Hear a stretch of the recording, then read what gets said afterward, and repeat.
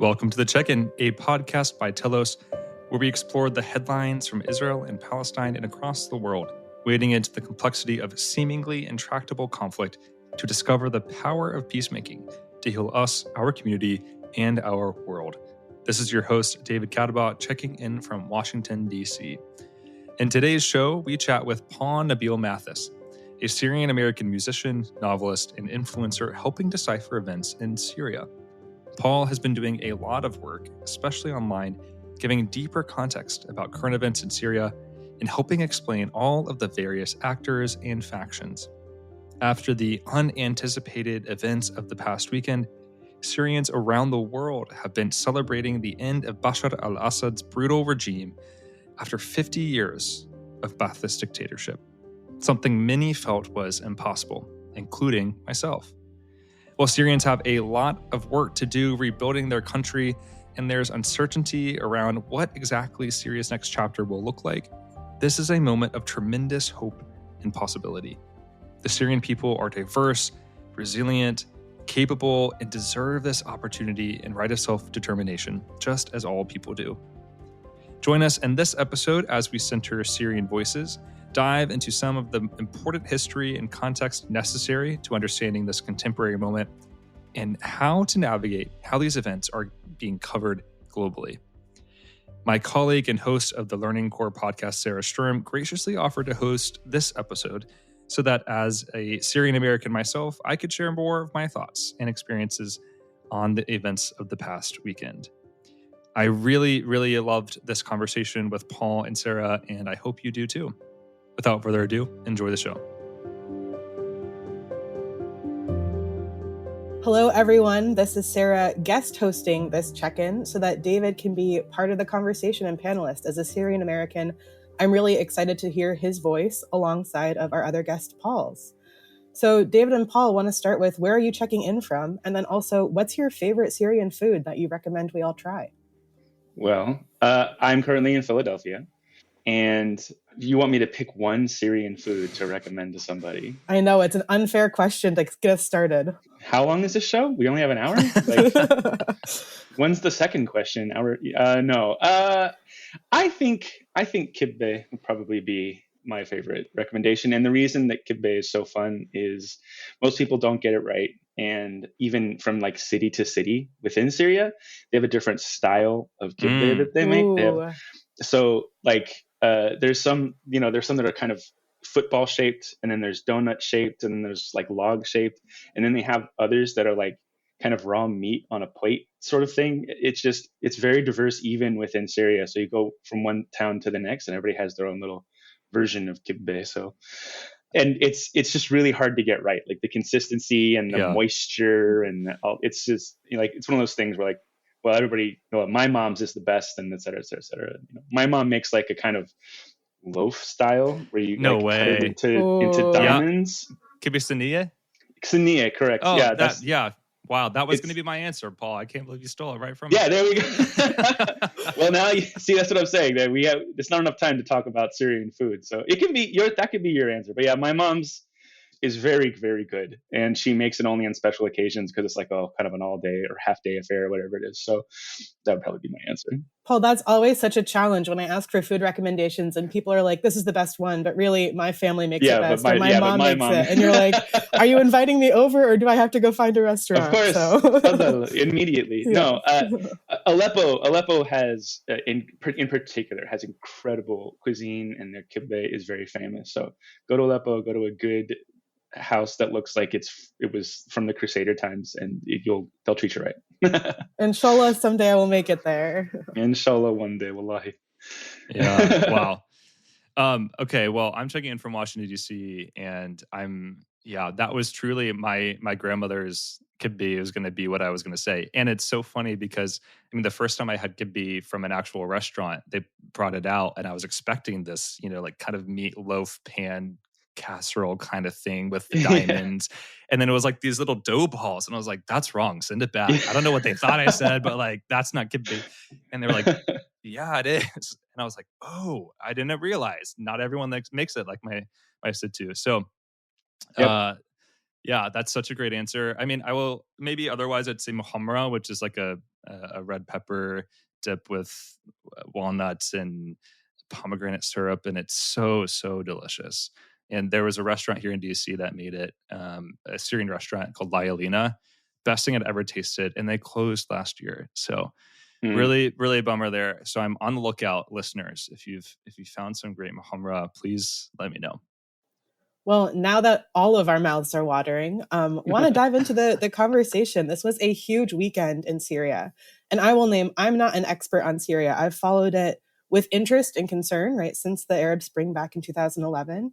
But there's so many details, and I think none of us are expected to be experts, yet all of us can answer that invitation to listen, to understand, to hold things in tension, and to try and center Syrian or Syrian-American voices as we do. So David and Paul, starting with Paul, what just happened this past weekend in Syria?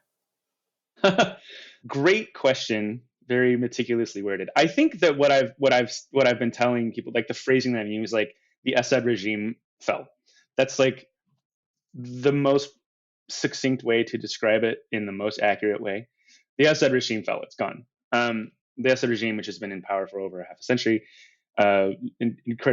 incredibly brutal authoritarian dictatorial dynasty. It was a coalition of rebels that did it. They did it with surprising, like just shocking. I love the adjectives across like the news media verse, because it's like stunning, shocking, magnificent. You know what I mean? Like just all these words just try and like, because it really is. It's almost unprecedented. Almost nothing like that has ever happened in history. So there was like a few days of fighting in late November, and then somewhere around December 2nd, they were like, wow, these regime forces are dropping like flies, and then they just swept downward, and then two other coalitions from the south just were like, I guess this is our cue, and they swept upward, and they kept saying we're going to take Damascus, and everybody was like, yeah, sure you are, and sure enough, 2 weeks later, they did, and the rest is history, I guess. It really makes me think, Paul, of that saying, right, that what feels inevitable tomorrow felt impossible yesterday. And I think that this is one of those moments watching, right? I've talked to other people, Syrian and not, who have said they weren't sure they would see the fall of the Assad regime in their lifetime, right? So someone this big and this powerful who people thought would be there forever, 13 years of struggle, 13, 14 plus years of struggle, things don't happen overnight. And yet all of a sudden, here we are in a new moment that I think brings a lot of hope and a lot of uncertainty. Before we dive into some of the pieces of what it might potentially be to come, I'm wondering if you can share with folks who weren't as attuned to what's been happening in Syria, what life was like under the Assad regime. Why are Syrians celebrating the fall of this brutal dictator? And what's important to know about what just ended before we get into what may be coming? Sure. So my question would be actually for David before I answer that, which is what's your experience been? Because I know kind of how much or how little whatever I've interacted with living in Syria under that regime. How about you? Did you been there much? Have you lived there much? Did you grow up there? I don't know. Yeah, no. So I've actually never stepped foot in Syria. I Never. came of age post 9/11, and I was in high school when the protests began and the civil war erupted. And so learning about, in my international relations classes and, in college and studying diplomacy and conflict transformation, understanding what was happening was actually a real catalyst for me even beginning this work with Mm. Telos and moving into a career of conflict transformation, of peacemaking, because seeing the realities on the ground of, entire cities being reduced to rubble, right? Millions of people being displaced, hundreds of thousands of people being forcibly disappeared by this brutal regime and tortured. There's documentation for a long time of the really egregious crimes against humanity that the Assad regime has been doing against the Syrian people. And meanwhile, we're also watching from the West, all of the news in the mid 2010s of the rise of ISIS and the caliphate and the destruction of historic places and the, genocide against the Yazidi people. And, what we knew, at least from my experience in my communities growing up, was that Syria was this place of, and this is the media that's telling these narratives of utter chaos, where we have a former president who called it a place of sand and death. Right? These are the stories that we're getting about a country and a people who really are in many ways the cradle of civilization, right? Who have such an amazing history. And so the life before this past weekend carried with it so much devastation and grief. And at least that's what it has been to be an observer. And I can't imagine what it has been like to be a person actually living in Syria over the past 13 years, displaced, living in Turkey or Jordan or in Europe. I mean, I spent a couple of weeks with some migrants in Greece in 2017 from Syria, and the stories they shared with me rocked me to my core. So what life was like is really unimaginable, I think, for a lot of folks of us like us here in the States. All of that. So I've been to Syria many times. We started visiting somewhere like the mid 90s, maybe even early 90s. I'm old. I'm 42. So I think my first trip was when I was like 9 years old, and I knew nothing, and everything was confusing. But my last trip that I went, we were trying to figure out when it was. I think we went in 2007 was our last time, and I still had family there. My family cousins are everywhere. Obviously, 1,000 cousins across everywhere. But we had family living in Damascus. That's where my mom mostly grew up, and she owns a flat there. She has an apartment in Damascus. And then we have family in Salamieh, where we used to visit several times, and they're kind of a little more like it's a city, it's a town, but it's a little more removed and not quite as glitzy as Damascus was. And then we would often go to Aleppo too for just family and friends. And traveling to Damascus mostly, obviously, we stopped going after 2007 because our grandfather passed away shortly after that, and then the war broke out.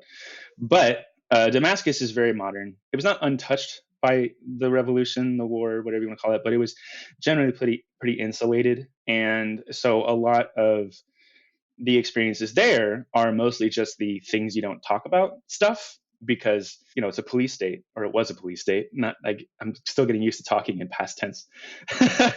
But it's like I know what it sounds like when you open up a landline and it's tapped and it does the clicking thing. Like those are real experiences there, and the things you just can't talk about, can't post about, whatever. It's just like it's forced silence. And then of course you go out into the more remote parts of the country, and then you kind of see a little bit more just just how terrified everybody is, and how these disappearance prisons have always been a thing, and all these horror stories of massacres and in Hama and everything. And it's kind of just this horrific, fearsome memory thing, and there's pictures of the dictator everywhere and all this stuff. Everybody's bribing everybody, so it's a lot of that. And the general sense is it's stable as long as you pretend that the dictator is next to God. Everything else will be fine. So it was not until the war really broke out that we realized that Bashar was just as bad as his dad. There was a lot of hope that, because there was a lot of propaganda that a lot of us fell for, that he was going to try and modernize, and in many ways he kind of did. But in the cronyism, in the drug trade, in the money embezzlement and all that stuff, it became clear that he was just as bad, if not worse, than Hafez, and not as smart, which is somehow even worse. Like he's dumber than Hafez, and yet just as cruel. So you're just like, oh well, this is the worst of all possible worlds. So you could visit there, and be fine. I visited there many times; it was fine. But my mom's family is pretty big, so having a bunch of friends everywhere helps, And then also on top of that, it's just it's hard as an American to be like, just to be clear, if you say the wrong thing, they'll disappear you in jail forever. Yeah, a pretty brutal reality and regime even before the war broke out. One of the things that I think has been under-celebrated this week and this weekend, especially in non-Syrian communities, is just that joy that I think Syrians in exile, in the diaspora, in the country have felt around the possibility and potential for a new chapter beginning, whatever that may look like. And I'm wondering if you could share, both of you, what it was like to share in that Syrian joy, right? That moment of hope and the belief in the end of something awful and the potential for the beginning of something that could be better. Paul, you haven't been there in a couple decades. David, I hope you don't mind me sharing, right? One of the most powerful moments for me this week was you saying that this is the first time you've been able to dream about what it would look like to actually go and visit that homeland that you felt longing to and love for, yet never had a way to think about accessing. if you don't mind, would you give us all the gift of sharing what that Syrian joy has felt like, so that we can take a moment to be a part of it rather than just jumping to what might happen? David, when was the first time that you cried? Do you remember?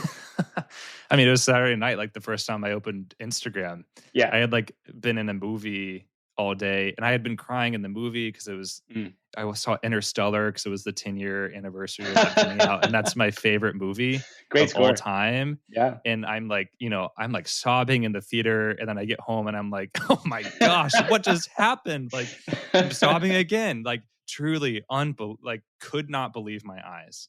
Like, I really, like, I was seeing reports of people celebrating, and in northern Syria, I think at that point in Hama as well. And so I was like, this is amazing. I'm seeing people celebrate who never imagined being liberated. And then I saw the post that was like, the regime fell.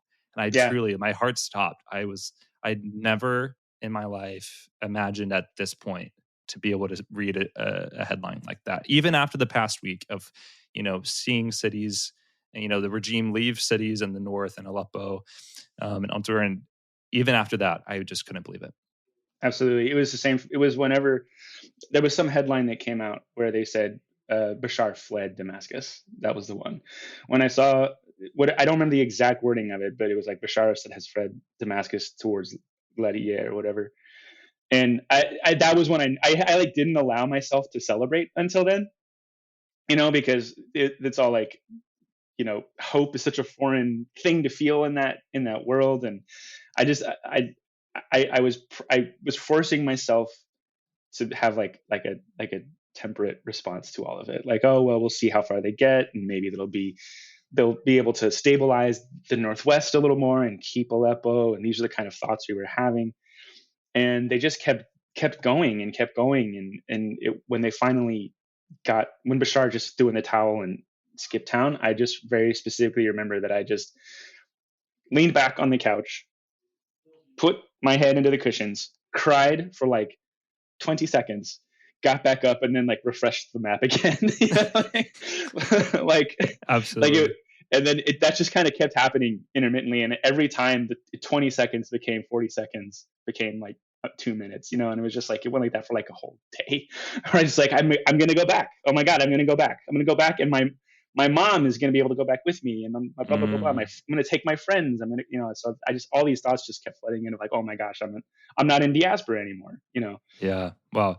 Especially after, the past 13 years, we'd seen, opposition forces push forward, gain control, and then be pushed back. And so what I was, especially because of, in particular, Russian airstrikes. So this whole past week, I was just bracing for like, and here we go again. Russia's going to come in. They're going to bomb, these groups. We're going to see massive civilian casualties, and we're going to be back to where we are because we've been in stalemate for so many years. And so to see that not happening, and all of a sudden, all of this grief just rush out, it was an unbelievable feeling.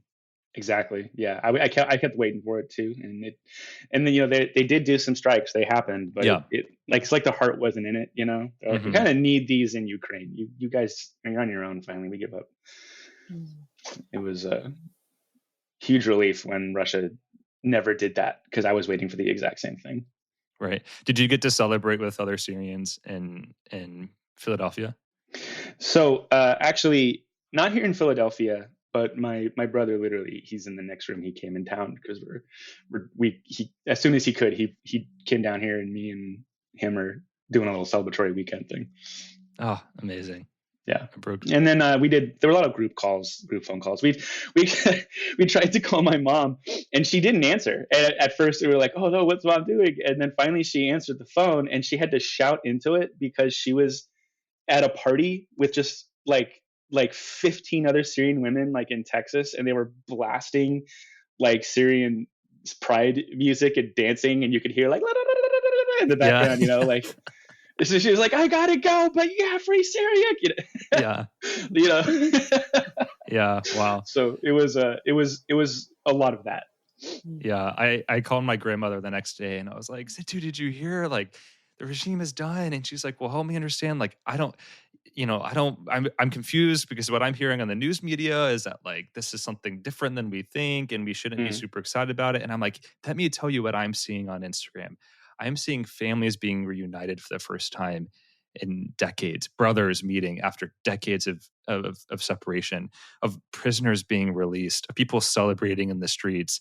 And she at this point is crying. She's like, I did not know that's what this meant, that it meant mm, freedom, that it meant families being reunited, that it meant an end to this regime of fear and torture.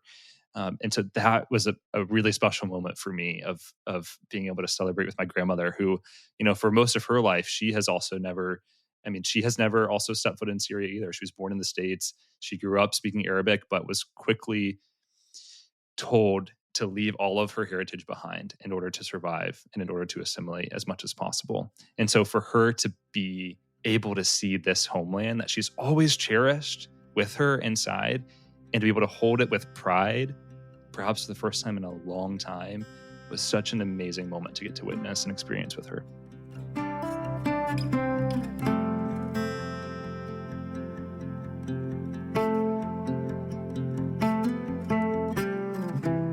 Thank you both so much for sharing that joy. I think especially if people haven't had a chance to see some of that, go and try and find it. It's online, right? It's in the middle of those hot takes. You can find it. And I think that more than anything is incredibly encouraging and something worth holding in a moment where a lot of things feel really heavy, right? There's been some real joy that we get to participate in.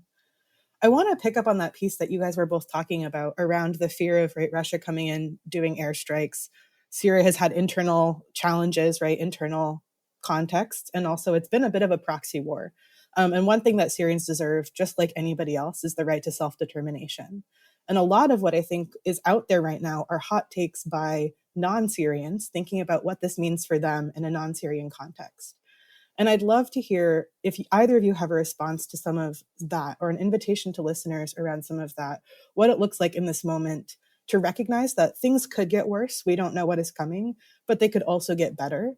And what we can do to act in hope and respond in hope and center Syrian voices and ideas and leadership and self-determination in a moment where we really have a potential to be a part of change for good, or we have a potential to sit back and say things can only get worse, which isn't true.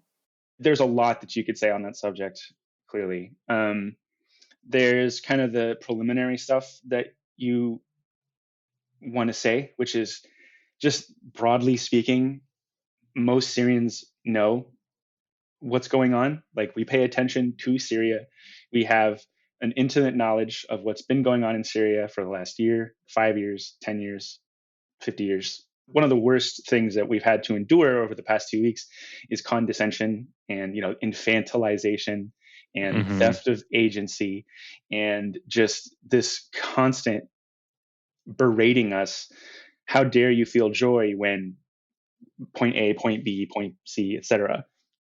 How dare you feel hope when XXX, when Iran, when Turkey, when Iraq, when US, when Israel, when blah, blah, blah, blah. So the first thing that I would like everybody to please just believe is that, and I don't want to cast this huge blanket net, I don't want to set up a monolith or a camp or an umbrella, but generally speaking, Syrians know. And I promise we're worried too. In amidst all of our hope and joy and celebration, we also have anxiety and worry just like you do. We are not sitting here saying, "Halas, everything's done. We're fine now. No more work to be done." I guarantee you, nobody is saying that. That's the one monolith I'll cast, is nobody on earth is saying that right now. Yeah, imagine still having work to do after a regime change. So to start from there, start from just the assumption that we at least have knowledge about our own country. Start with the knowledge that this information is not easy to come by. Something that we always say in the Palestinian liberation movement is that it's generally not as complicated as people think. There is obviously a lot of complication in the conversation around Palestine, but usually it's because we just have these conflicting narratives that you have to kind of excise from your belief system so that you can kind of come at it with like a clear and objective approach. And then you're like, okay, well, this is apartheid, this is ethnic cleansing, la la la. So that's, it's there, you have to inform yourself on it. But once you get to the kind of what's really happening, it becomes a little clear. Syria is just not like that. It's just not. It's just not. And part of that is because of that proxy status, because it's been going on for, this particular uprising, revolution, civil war, etc. This has been going on for almost 14 years. And in addition to that, there has been half a century of normalization of wild propaganda that mostly is accepted by the world, by everybody outside of Syria, particularly because of that police state aspect that I discussed before, which means that Syrians, like one of the most common posts you're seeing coming out of Syrians right now is, oh my God, I can finally talk about the regime online and not have to worry about repercussions. Like I still have a little voice in my head where I shared pictures from some friends of ours in Damascus, with it was a statue of Hafiz with a shoe on his head. And I was like, I had a little thing that I was like, oh my God, is it safe for me to share that? Because what if they find out who took it? And and then finally I realized, like, who's going to come after her? She's fine. It's safe now. And I still have that habit that I famously unfiltered have to kind of get out of my little flowchart there. So, and that was actually kind of a surprise for me to learn that I still had those instincts. So it's so difficult because so many people want to view this as a American, a forced American regime change, or some Israeli Zionist intervention thing, or versus Iran, or quote unquote this very toddler concept of the axis of resistance, which that's a whole other thing to talk about. But all this, and then where does Turkey fit into it, and where does Turkey and Israel fit, considering this kind of people trying to paint it as a NATO versus non-NATO situation, and then of course you have the U.S. backed this, and then actually they switch sides, and now the U.S. backed SDF and all this stuff, and so you just can't put it into that same bucket, even once you know all the moving parts. It just can't be done. It's not like that. Too many people are interested in Syria because it's so big, it's so diverse, its positioning, its resources. Too many people have had their hands in it over too long of a period of time. So if you try and look at it as us versus them, or them versus them, or it just doesn't work that way. And that's the reason that we say Syria is actually very complicated, because even once you know every single side and every moving part, it's still not clear. You still don't know, like, well, what should I do? Who do I side with? Who do I support? And the answer to that is always, no matter what, the Syrian people. That's right. Yes. There's only one answer. And trust me, we would like everybody to get their fingers and toes out of Syria too. We don't want them in our country either, I promise.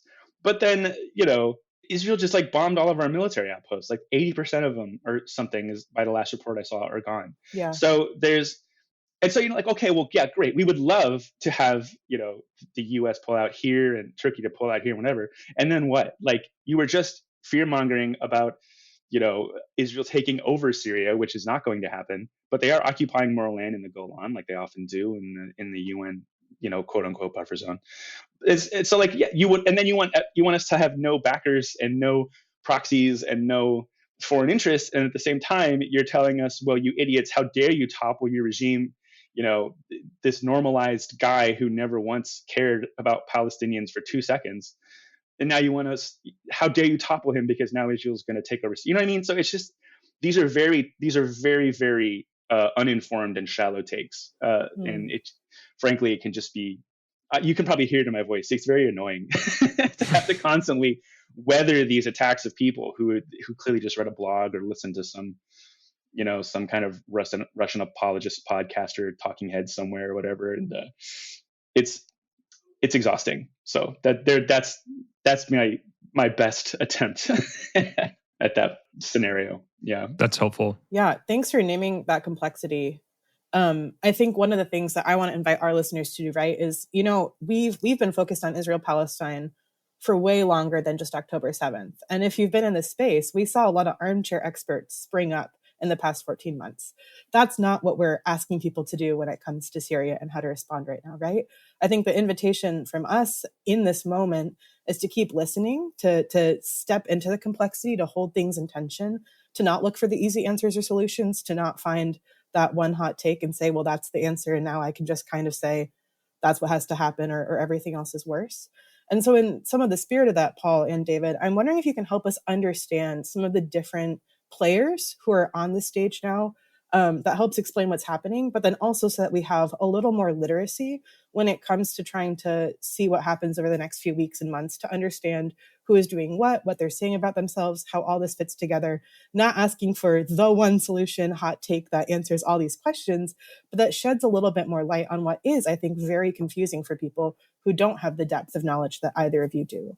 I'll jump in here. And Paul, I would love for you to provide more kind of clarity around this, because you know a lot more than I do about some of the nuances and changes. But I would love to just mention some of the information around HTS, which is this group that many of you are probably hearing about in the news as this, perhaps the leading organization within this rebel coalition that overthrew the Assad regime, or that forced the Assad regime out.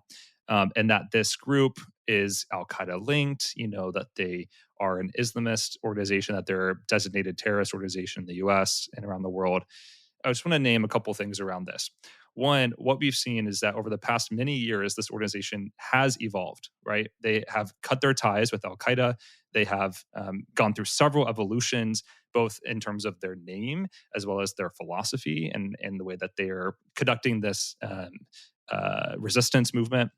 And they have, in fact, moved into places in northern Syria over the past 5 years, or 6 years even, roughly, and have offered administrative services that have existed as a kind of government for communities, particularly in Idlib. So what we have also seen is that in these places, and especially in Aleppo, once they took control over the past couple of weeks, is that actually minorities were protected, that services were provided, that people received electricity throughout the day the first time in a long time, right? And so actually what we're seeing are some really hopeful signs that this institution, this organization, is interested in building a Syria for all Syrians, which is what they're saying. And what we've seen markers of, we've seen folks, leaders of church denominations, of Orthodox communities, bishops, be in conversation with these folks and say, actually, yeah, we're willing to work together. We're going to make this, we're going to build a Syria where all people can flourish and have agency over their lives. That did not exist prior to, in the former regime.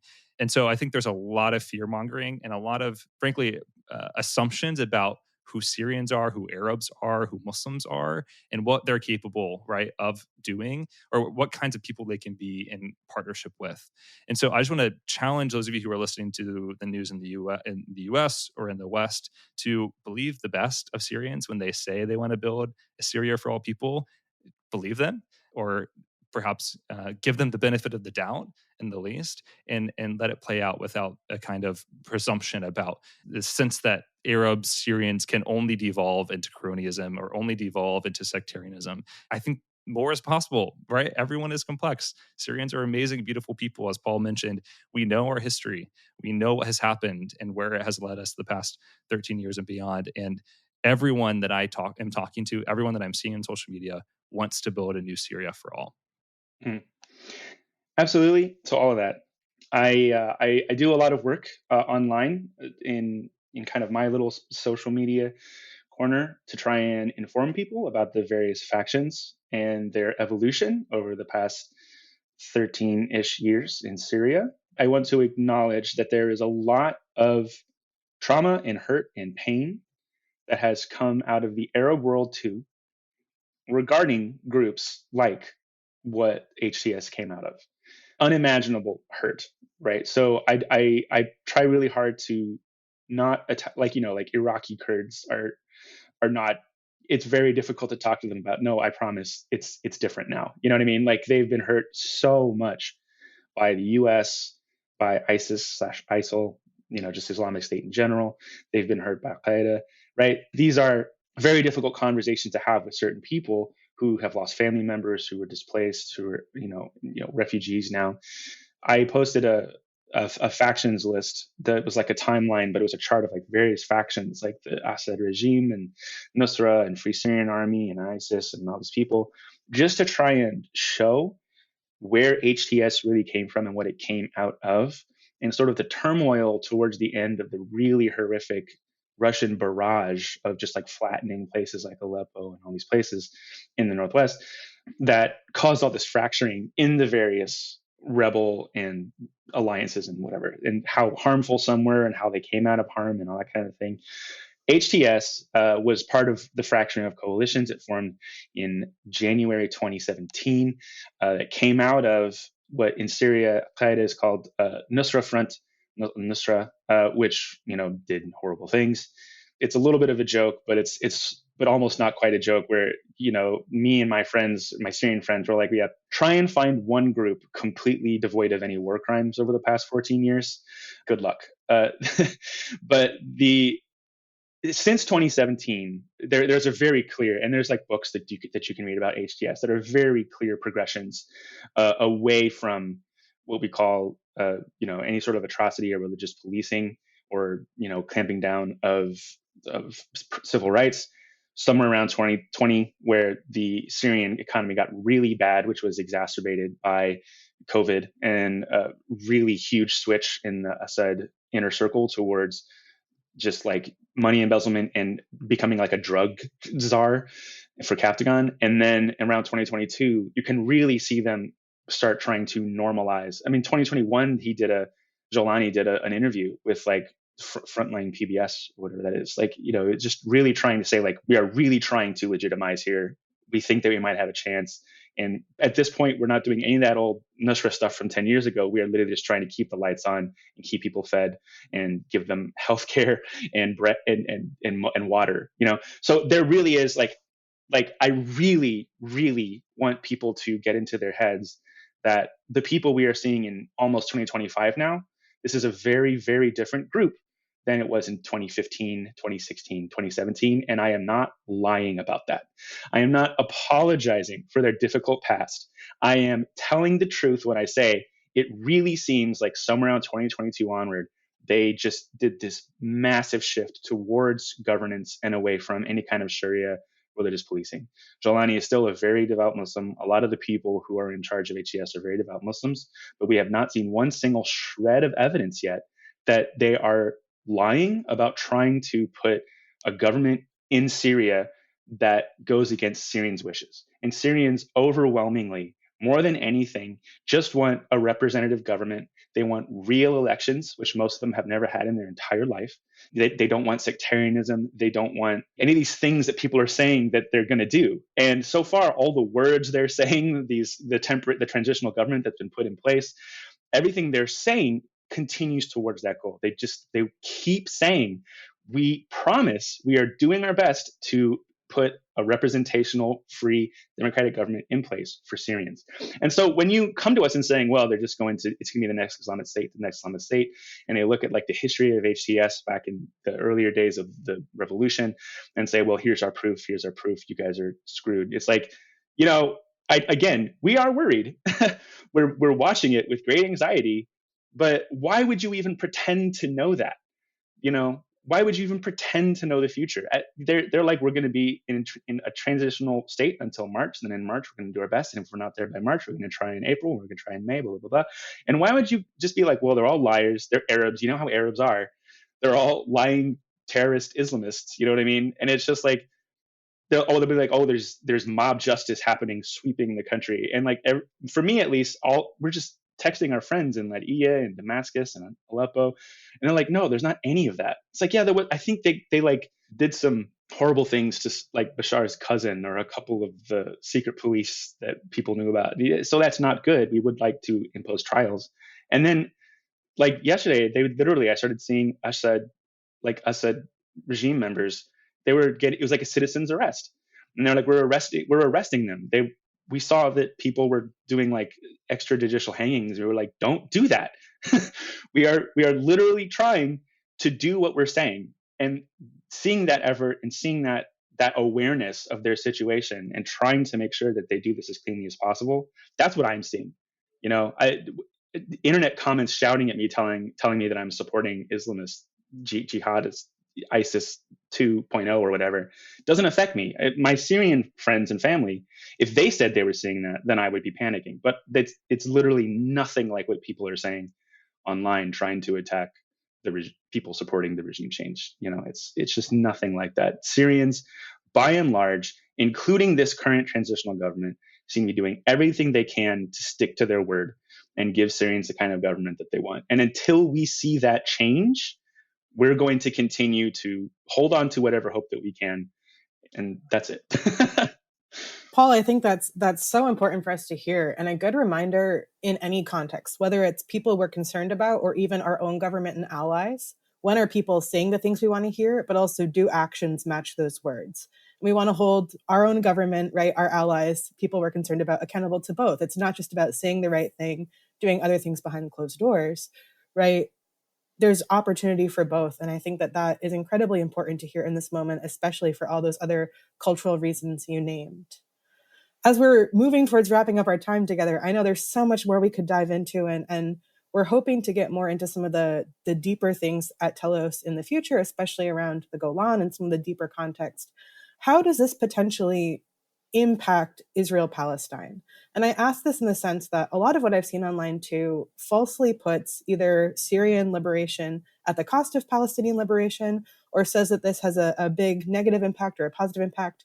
I'm curious, how do we think about how these events will shape realities for Israelis and Palestinians? As you named, in the past few days, Israel has bombed Syria almost 500 times, destroying 80% of the country's military capabilities. They've moved tanks into Syrian territory since the regime fell. And I'm wondering if you can shed some light on what Israel's statist interest is here. And just reminding our listeners, as always, right, we believe in mutual flourishing and freedom, dignity, security for Israelis and Palestinians. Anything that moves us closer to that is something that should be encouraged. Anything that moves us farther from that, the way I will say I see some of these actions being, is something that we need to look at with some critical concern. So Paul or David, how can we engage what Israel's been saying around what's been happening? I'd love to hear insight from David's. I feel like y'all are kind of closer to that than I am right now. I've been deep in Syria stuff right now, so feel free. Yeah, well, Paul, you've actually been helpful for me tracking what's been happening in the Golan and around the border, in the way that you've been following. You use this map, in fact, that tracks, I guess, hostilities across the region, which has been really helpful. I mean, I will just say, for me, what was it, Sunday night, Monday night even, we were hearing reports that Israel was opening up a new front of its war in Syria. I mean, the day after this regime fell, and I was like, a war against whom? There's no government. Why? Like, help me understand what that means. And so, I what we've been seeing over the past several days of, again, explosions, bombings happening in Syria after this moment of liberation and of celebration was really shocking, I will say, from a personal standpoint. From what I understand, the rhetoric is that this new group that has come in is going to, this is an Islamist group. They are interested in attacking Israel. They want to see Israel wiped off the map. And so we need to remove their access to especially chemical weapons. We don't know who's going to get their hands on them, which is a real concern, right? Chemical weapons are banned internationally. The former regime used them prolifically against its own people. There are risks about who has access to that. The Israeli military has also bombed the vast majority, perhaps even all of the Syrian Navy. I don't know how, rebel groups are going to occupy a naval warship, right? So there are these stated intentions, but really, it's going so much further than that. And so that's one of the things that I'm watching. But Paul, I know you've been tracking this really closely. Yeah. So there's this kind of two parts to that. The one is this kind of concept of, quote unquote, which I always very derogatorily refer to as the axis of resistance. It's simply not that simple. There's a lot of different, factions and coalitions that kind of loosely make up this shorthand that most people, I think, in the Arab world just kind of roll their eyes at.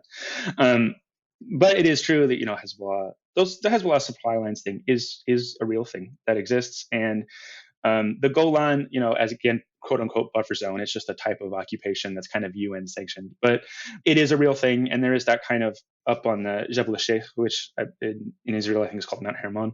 And it is very close to Damascus, and they have tanks there now, which, as far as I know, has never happened before.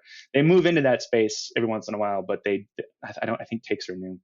And they're like, you're looking for like permanent structures in that area, which are always kind of a little bit of a red flag, because it, kind of implies permanent residents are there, whatever.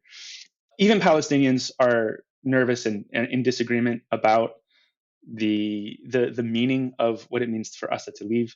The most important thing to remember is that the Assad regime and the Zionist occupation has had a normalization, a disengagement agreement that's kind of like that kind of, I don't know what the word is, not ratified, but Russia is part of that too. And as soon as the regime fell, Israel kind of said, okay, it's open season, and they just like went through it and took out everything they could. Which there's just several Western powers who are happy that was done, if nothing else, because it can be a bargaining chip to be like, well, you were just absolutely hobbled throughout the region militarily, so now you need us just like we said you would after the Assad regime fell. So there's kind of a lot of this moves and leveraging and opportunism that's happening. If you side with us, then we'll convince Israel to get out of their occupation past the traditional borders of the occupied Golan, and all this kind of thing. So that certainly, no matter what anybody says, Netanyahu is nervous about the fall of the Assad regime. I know that he went online in public and said, "Oh, we're so happy we did this. This was us doing this." Like, he did not. It wasn't like the weakening of Hezbollah that did this. Hezbollah actually offered to go in through the southern Syria and try and retake that area, but Russia had already told Assad that they wouldn't be getting any further help, and that's what we think finally got Bashar to throw in the towel and say, this won't work.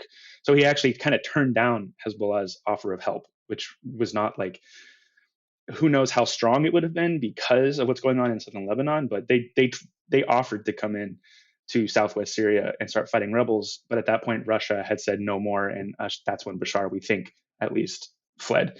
So that narrative is just nonsense. And they are, of course, worried about having this new faction in Syria who, no matter what anybody says, is not Zionist backed and does not like the Zionist occupation. I mean, Jolani, his last name is Golan. That's why he took that name, is because his family were displaced Syrians from the Golan region. So that's all very kind of bad news for the occupation of the Golan and so on. So there's a lot of different kind of angles and things to look at this. And the main thing is, I think the tanks in Jebel el-Sheikh doesn't mean that they're automatically going to start invading Damascus. That's a very silly thing. If you hear anybody say that, they're fear mongering. That's not going to say that they're not going to keep striking Damascus or threaten to or whatever, but that's not the same. Just because it's so close, it's always been that close. It doesn't mean it's signaling an invasion or anything like that. So I think right now it's a lot of leverage people are trying to get to court the new authorities in Syria, because exactly zero people expected to be having to deal with a completely new government in Syria before the end of 2024. Absolutely nobody predicted that. So anybody who tells you they know what's going to happen next for sure, they're lying. The people that you should trust right now are the people who are saying, we don't know for sure. I have so many more questions coming out of all of that, but I think that's a good place for us to land our conversation today. We don't know for sure what is coming, but there are a few things we do know. More ability for Syrians to speak out and help shape the future of their country without fear of repercussions and disappearance is a good thing. Less repression of voices, less repression of dissent, the ability for Syrians to ask critical questions without reprisal is a good thing. As you said, families being reunited after years apart and hopefully getting answers and closure about what happened to their loved ones is a good thing. And the opportunity to be a part of creating a reality that is less oppressive, all of these things are something to celebrate and keep centered as we watch the work that will need to happen unfold. Work by Syrians in their own country, but also work for us as we stay informed and center Syrian voices and leadership as we engage these important issues as well. As we end our time together, is there anything else either of you would like to leave us with as we wrap up what has been a very helpful conversation? Yeah, the last thing I'll say, Sarah, is there is a lot of uncertainty ahead, but give us our best shot. Give Syrians their best shot at building a new future for this country, for this people. What does that mean? It means respecting our sovereignty. It means providing the aid that we need or are asking for, right? It means believing the best in Syrians. It means celebrating with Syrians when they are celebrating, grieving with Syrians when they're grieving. There's still many, many people who don't know where their disappeared families are. And as all these people are being reunited, they're searching. I mean, I've seen people visiting walls with photos of prisoners who were found killed, tortured and killed by the regime. And they're scanning this wall of, hundreds of photos. Imagine. There's so much grief in the midst of this that's mixed up with the joy. And so we're asking you, grieve with us, celebrate with us, and believe in our future with us. That's what we need. Yeah, I want to echo every single word of that. The thing I'm telling everybody is the first thing the opposition did was open the prisons. The first thing that they did was open the prisons, and that was what every Syrian was waiting for.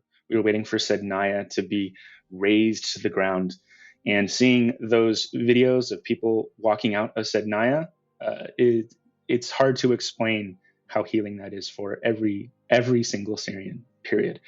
It's hard to explain how much we would have done and sacrificed just to see that moment. So I want to echo, give us our shot, give us a chance. And I also want to make sure that we emphasize that, again, it's not a monolith, but every Syrian I know wants to see a free Palestine just as much as we see a free Syria. So I like to say, today Syria, tomorrow Palestine, liberation for all. None of us are free until all of us are. Give Syrians our chance. David and Paul, thank you so much for your wisdom, your education, and taking the time to help us understand a little bit more and to share in that joy. To our listeners, stay curious, keep engaging, and we will see you next time.